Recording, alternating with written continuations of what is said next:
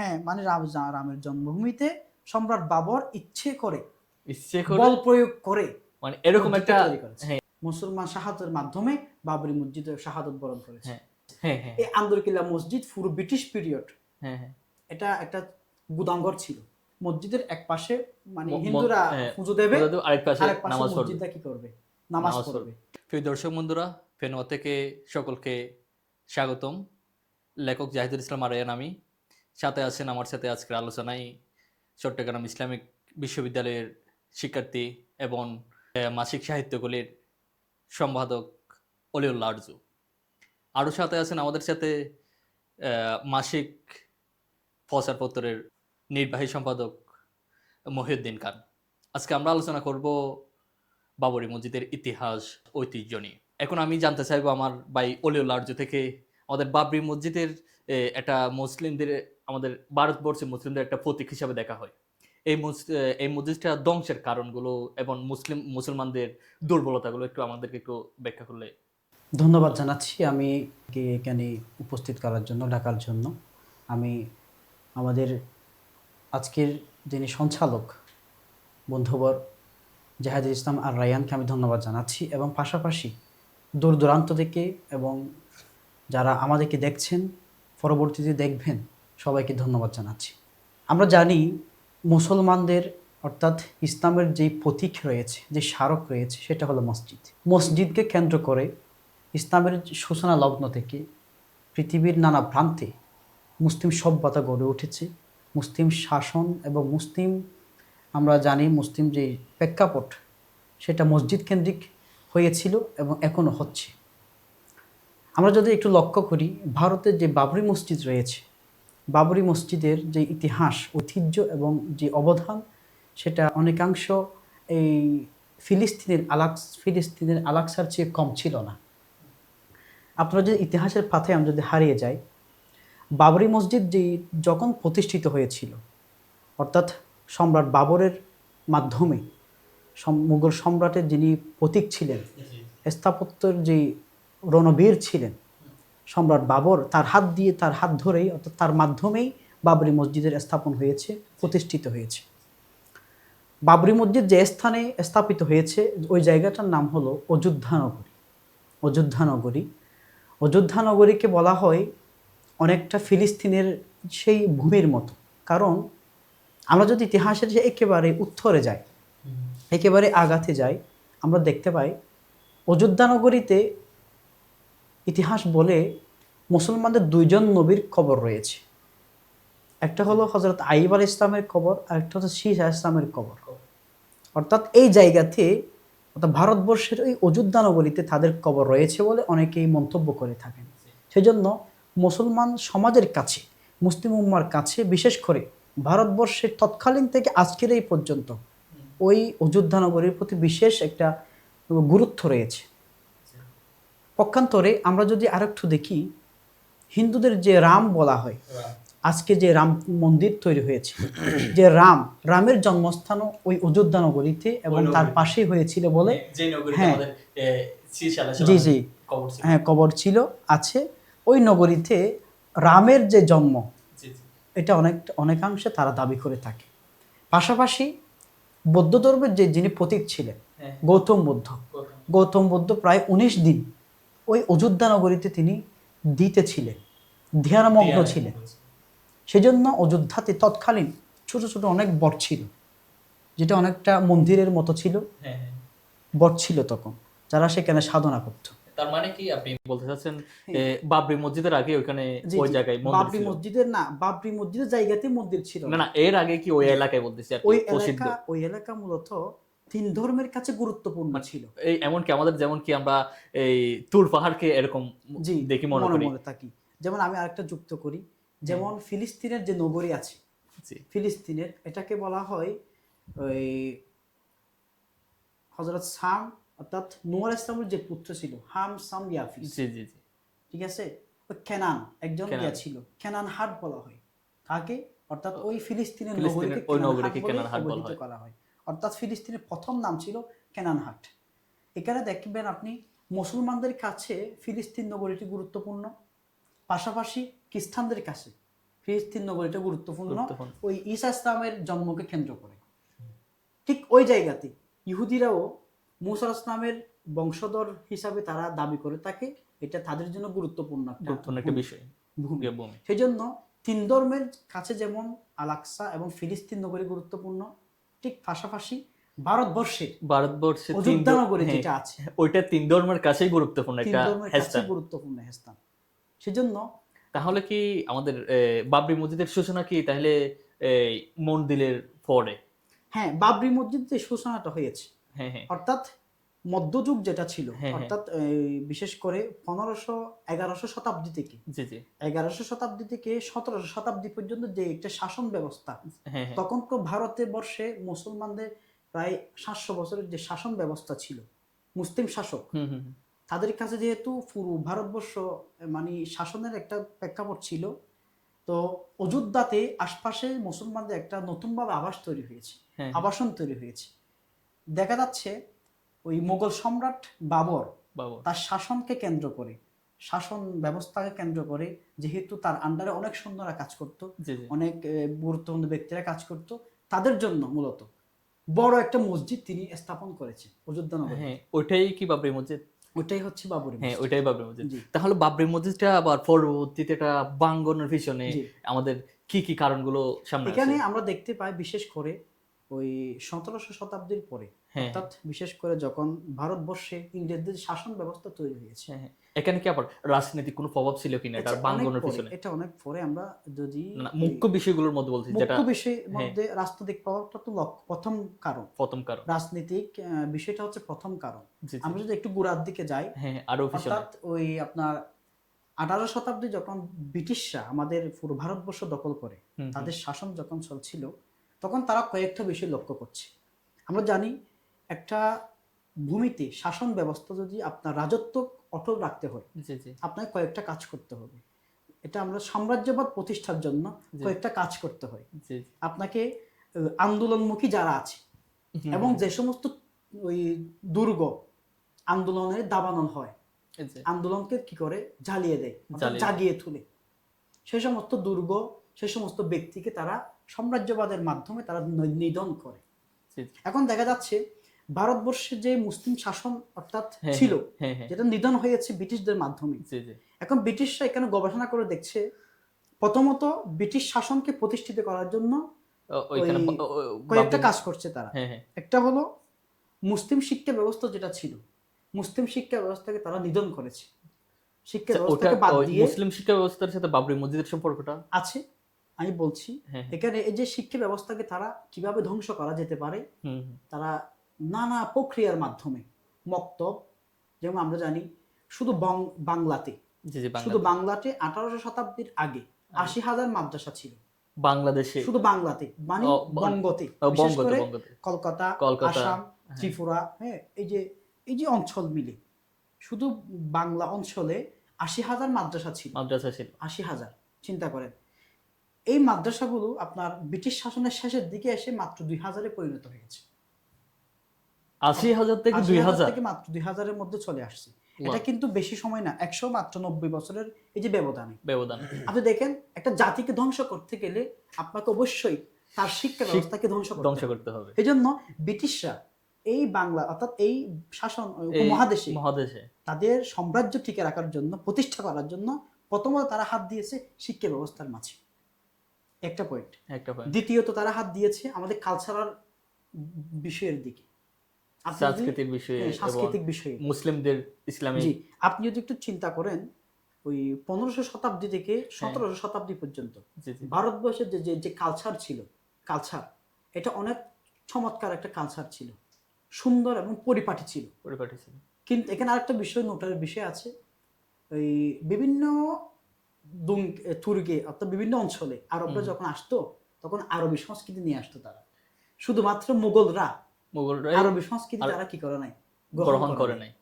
সুতরাং তারা নিজস্ব সংস্কৃতি অর্থাৎ ইসলামের যে সংস্কৃতিকে ধারণ করে নিজেদের মতো করে একটা কি করতো তারা, সংস্কৃতি, আশাক, হ্যাঁ, সংস্কৃতি নিজেদের মতো তারা একটা কি সংস্কৃতি তৈরি করে ফেললো। পালন করতো। সেই জন্য আমরা যখন ঈদ হতো তখন হ্যাঁ। মুঘল আমলে হ্যাঁ হ্যাঁ ঈদের আয়োজনটা ছিল ভিন্ন, তখন তারা হাতি নিয়ে নানা ধরনের একটা আয়োজন করতো। জি। এই যে এরকম একটা সংস্কৃতি, হ্যাঁ এই সংস্কৃতি তারা আস্তে আস্তে আস্তে আস্তে ওই তাদের পশ্চিমা যে সংস্কৃতি, বিশেষ করে ইংল্যান্ডের যে সংস্কৃতি, ওটা সংস্কৃতি তারা আমাদের মধ্যে দিয়ে তারা আমাদের যে সংস্কৃতিগুলো তুলে নিচ্ছিল। হ্যাঁ, মোট কথা হলো এটাই, ওরা জি। ব্রিটিশরা ওদের সংস্কৃতি বা টিকে রাখার জন্য ইসলামী সংস্কৃতিকে ধ্বংস করার অন্যতম একটা কারণ হলো বাবরি মসজিদ বা আমাদের মাদ্রাসাগুলো ধ্বংস করার একটা হ্যাঁ, বা কারণ। মাদ্রাসাগুলো ধ্বংস করা। মাদ্রাসা থেকে এখানে আস্তে ধীরে তাদের- আমাদের yes, বাবরির দিকে আঘাত করছে। হ্যাঁ, এখানে শুধু বাবরির দিকে এমনি আঘাত করে নাই, না না, আস্তে ধীরে আছে। বাবরিতে মূলত বাবরি মসজিদকে ধ্বংস করা মানে পুরো মহাদেশে, উপমহাদেশে, বিশেষ করে উপমহাদেশে, ভারতবর্ষে ভারতবর্ষে মুসলিম মুসলিম নাবিতে হাত দেয়া, হ্যাঁ হ্যাঁ নাবিতে হাত দেয়া। কারণ আমি আলোচনার বাহিরে চলে যাচ্ছি, এখানে যেটা আমি মূলত ফোকাস দিয়ে যাচ্ছি সেটা হলো ইংরেজরা যে কাজগুলো করছে। জি জি, প্রথমত শিক্ষা ব্যবস্থাকে তারা হাত দিয়েছে, হাত দিয়েছে। দ্বিতীয়ত সাংস্কৃতিক সাংস্কৃতিক বিষয়ে সংস্কৃতি তারা হাত দিয়েছে। হ্যাঁ। পাশাপাশি তারা আমাদের যেই ঐতিহ্য ছিল, জমি প্রথা, জমি মুসলমানদের যে জমি ছিল এবং মসজিদ মাদ্রাসা কেন্দ্রিক যে জমি ছিল, যেটা ওয়াকফ ছিল, ওয়াকফকৃত জমি, এগুলো তারা কি করে ছিনিয়ে নিয়ে হিন্দুদের তারা জমিদারি মানে করে দিয়েছিল। কারণ ওরা দেখতে পাচ্ছে দিন দিন মুসলিমরা জাগতেছে, নতুন ভাবে নতুন উদ্যমে তারা মানে প্রতিষ্ঠিত হতে চাচ্ছে। সেই প্রতিষ্ঠানকে কেন্দ্র করে আমাদের দারুল উলুম দেওবন্দ প্রতিষ্ঠিত হয়েছে 1866 সালে। যখন ব্রিটিশদের আন্দোলন তুঙ্গে, উলামায়ে কেরাম দেখতে সেখানে লক্ষ লক্ষ হাজার হাজার উলামায়ে কেরাম এবং মুসলিমকে তারা হত্যা করছে। কারণ তারা জানে ইংরেজদের এখানে টিকে থাকতে দেবে না কারা, একমাত্র উলামায়ে কেরাম এবং ওই মুসলিমরা। কারণ মুসলিমরা কখনো সাম্রাজ্যবাদ ওই পছন্দ করেনি এবং করে নাই। সেই জন্য আপনি ইসলামের ইতিহাসগুলো দেখেন, ইসলামের ইতিহাসগুলো যদি দেখেন, সাহাবায়ে কেরাম থেকে নিয়ে আপনি উসমানী আমল দেখেন, আপনি সালতানাতে মুঘল দেখেন, কোথাও মুসলমানদের পরাধীনতা ছিল না। মুসলমানরা জেগেছিল নতুন উদ্যমে। রাসূল সাল্লাল্লাহু আলাইহি ওয়াসাল্লামের পর থেকে তো মুসলমানদের মুসলমানদের হইতে একটা ক্রান্তি লগ্ন তৈরি হয়েছে, ক্রুসেড যুদ্ধ হয়েছে। পাশাপাশি আপনার এই সুলতানাত, নানা ধরনের যে সালতানাত, খেলাফতের পর সালতানাত, আস্তে আস্তে আস্তে ধীরে এরপর এমনকি সালাউদ্দিন আইয়ুবী, আমাদের বড় বড় বীররাই যে স্বীকৃতি পেয়েছিল। ঠিক ওই ধারাকে কেন্দ্র করে তৎকালীন উলামায়ে কেরাম চিন্তা করছে, আমাদের উলামা যদি এভাবে শূন্য হতে থাকে তাহলে আগামী প্রজন্ম ইসলাম শূন্য হয়ে যাবে, ইসলাম শূন্য হয়ে যাবে। যেরকম হয়েছে স্পেন থেকে, যেরকম হয়েছে আপনার তুর্কি থেকে, যেরকম মানে ইসলাম পশ্চিম থেকে একেবারেই চলে আসছিল। কারণ ইসলামকে ঠিক রাখতে গেলে ইসলামের যে বাহক ধারক উলামায়ে কেরামকে ঠিক রাখতে হবে। এই জন্য ওই ধারাকে কেন্দ্র করে, ওই চিন্তা দর্শনকে ধারণ করে উলামায়ে কেরাম তৎকালীন দারুল উলুম দেওবন্দ প্রতিষ্ঠিত করেছিল।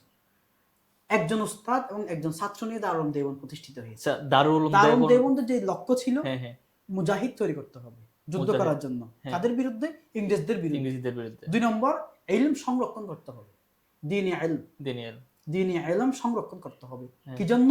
পরবর্তী প্রজন্মের জন্য। ঠিক আছে। তৃতীয়ত দায়ী ইলাল্লাহ তৈরি করার জন্য। সুতরাং দারুল উলুম দেওবন্দের এই যে প্রেক্ষাপটের সাথে আরেকটা বিষয়, দারুল উলুম দেওবন্দের প্রতিষ্ঠাতা আগে না বা আমাদের বাবরি মসজিদ 1500 শতকের মসজিদ, আরো অনেক আগে, অর্থাৎ আরো অনেক আগে। তো বাবরি মসজিদের সাথে যে দারুল উলুম দেওবন্দের সূতিকাগার, ওটা কিন্তু আরেকটা চমৎকার এখানে বিষয় আছে। যেমন আমি যদি বলি, এই যে ব্রিটিশ শাসন যখন এখানে আসছিল, ব্রিটিশ শাসকরা যখন আসছিল, তারা পুরো উপমহাদেশে ঘুরে ঘুরে দেখছে। তারা দেখতেছিল কি, ওই যে সম্রাট আকবরের আমলে কি কি স্থাপনা ছিল। মানে ওরা চাইছিল কি সম্রাট আকবরের যত স্থাপনা ছিল সব জায়গায় হাত দেওয়া। পাশাপাশি সম্রাট ঔরঙ্গজেব যিনি ছিলেন, বাদশাহ আলমগীর, যাদের ইতিহাস আমরা এই আলিমের বইতে আছে, আলিমের বইতে পড়েছি। পাশাপাশি ইবতিদাই নুরানীতে পড়ানো হয়। তো এই সম্রাট আলমগীর যে কাজগুলো করেছিল, ঠিক ওই জায়গাতে হাত দেয়া। কারণ সম্রাট আলমগীরের যে সংস্কার এগুলো কিন্তু ওই প্র্যাকটিক্যাল মুসলিম তৈরি করার অন্যতম কারণ। ঠিক আছে। এখন তারা যদি সাম্রাজ্যবাদ প্রতিষ্ঠা করতে চায়, ইংরেজরা, তারা তাদেরকে শিক্ষা ব্যবস্থা যখন বলেছে আমি ভেঙে দিতে হবে, পাশাপাশি সংস্কৃতি ভেঙে দিল। আচ্ছা, ওরা তো তৃতীয়ত তারা মুসলিম স্থাপত্য যেগুলো আছে, ওরা তো শিক্ষা ব্যবস্থা ভেঙে না দিয়ে এর পরিবর্তন আনতে পারতো, তাই ওরা ভেঙে দিল কেন? ভেঙে দিয়েছে কারণ এই যে একটা কথা আছে, আমাদের একটা বচন আছে, মানে সাপের আগে জন্মলগ্নে ভাড়ে দিতে হয়, যেন তারা আঘাত করতে না পারে।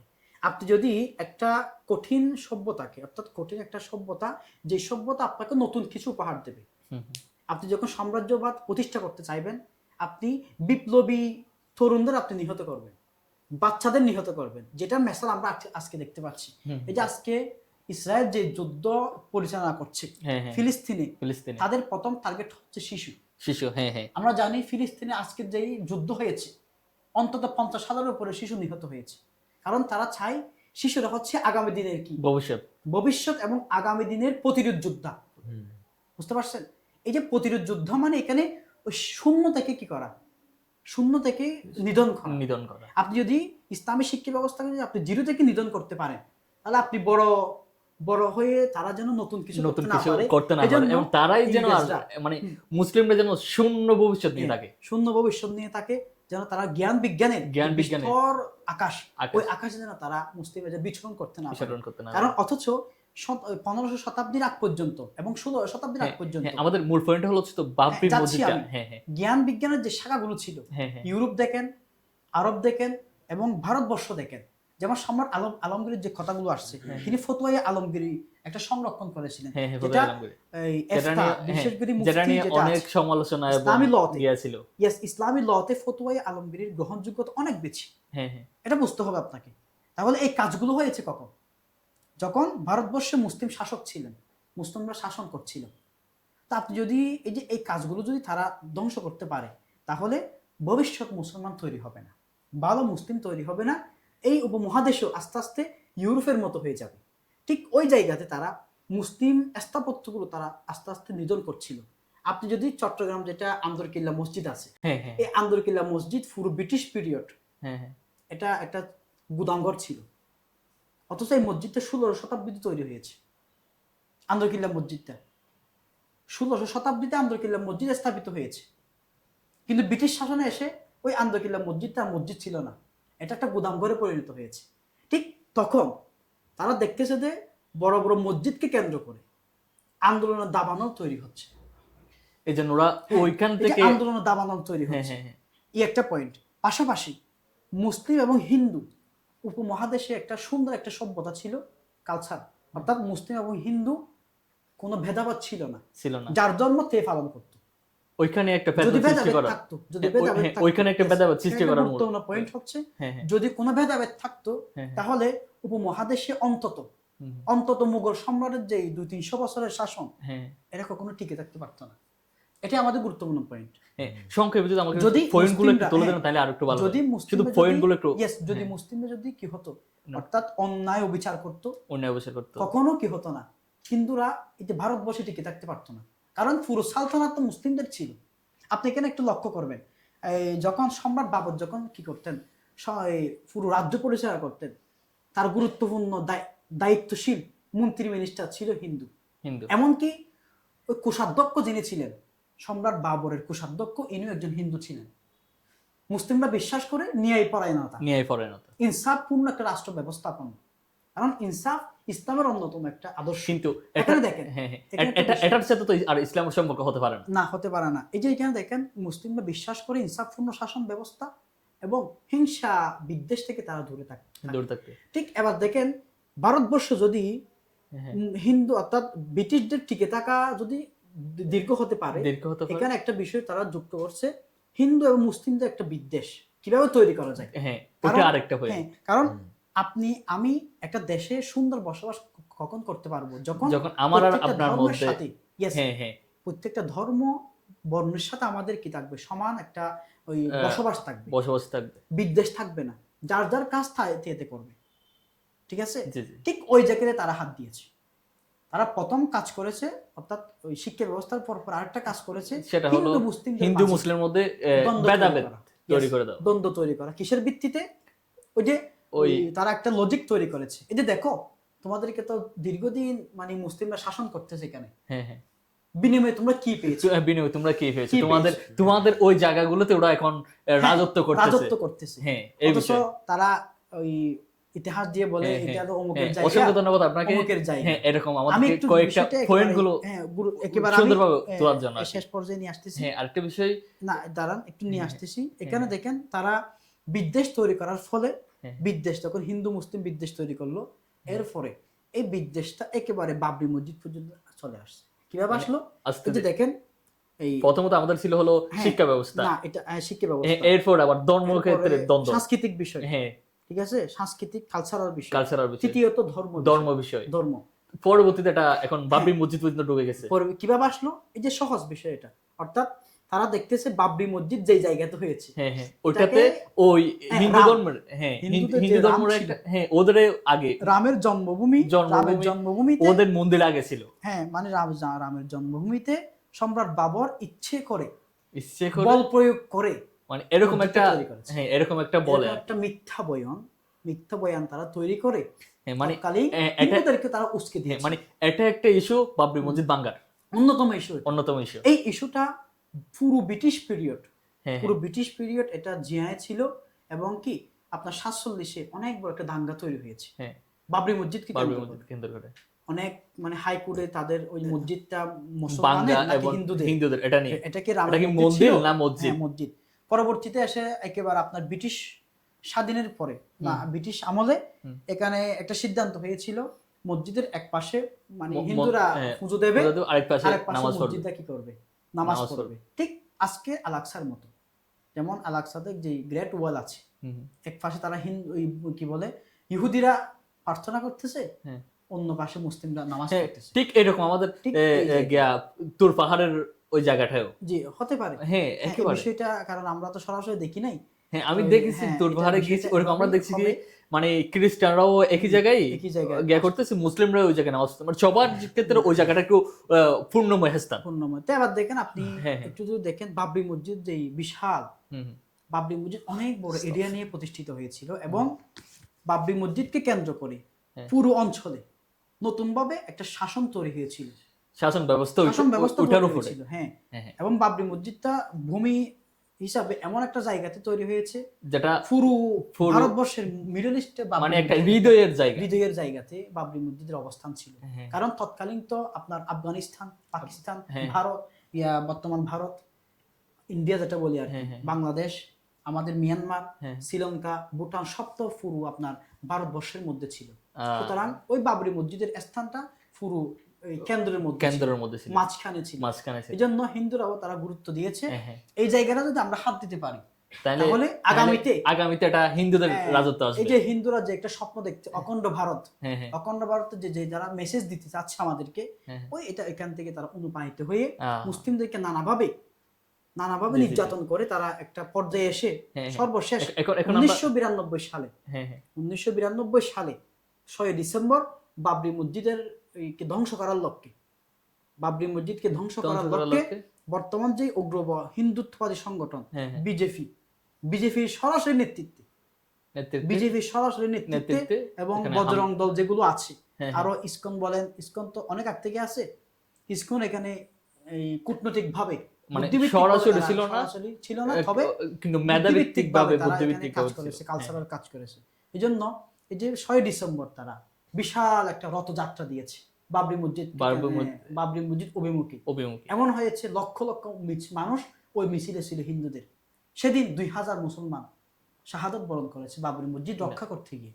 সর্বশেষ মুসলমানদের ওইটা আল্লাহ তাআলা একটা পরীক্ষা ছিল, হ্যাঁ, হ্যাঁ, মুসলমান শাহাদাতের মাধ্যমে বাবরি মসজিদে শাহাদত বরণ করেছে। হ্যাঁ, এবং সর্বশেষ 2021 সালে এসে রাম মন্দির স্থাপনের মাধ্যমে ওই জায়গাতে বাবরি মসজিদের যে স্ট্রাকচার ছিল, পুরাতন যে স্থাপনা ছিল, সব নিধন করে মোদির নেতৃত্বে নতুন ভাবে ওই রাম মন্দির স্থাপিত হয়ে এখানে হিন্দুদের নতুন ওখানে ধ্বংস করার ক্ষেত্রে একটা রাজনৈতিক প্রভাব ছিল, এবং পরবর্তীতে হিন্দুদের জন্য মন্দির তৈরি করার ক্ষেত্রেও রাজনৈতিক একটা প্রভাব ছিল। কারণ তারা একটা বিষয় দিতে যাচ্ছে, সেটা হলো তাহলে হিন্দুত্ববাদী সাম্রাজ্য, হিন্দুয়ানি সংস্কৃতি, হিন্দুত্ববাদ যেটা বলি আমরা, হিন্দুত্ববাদকে পূর্ণভাবে প্রতিষ্ঠা করার জন্য বাবরি মসজিদ তাদের কাছে একটা খাঁটা ছিল।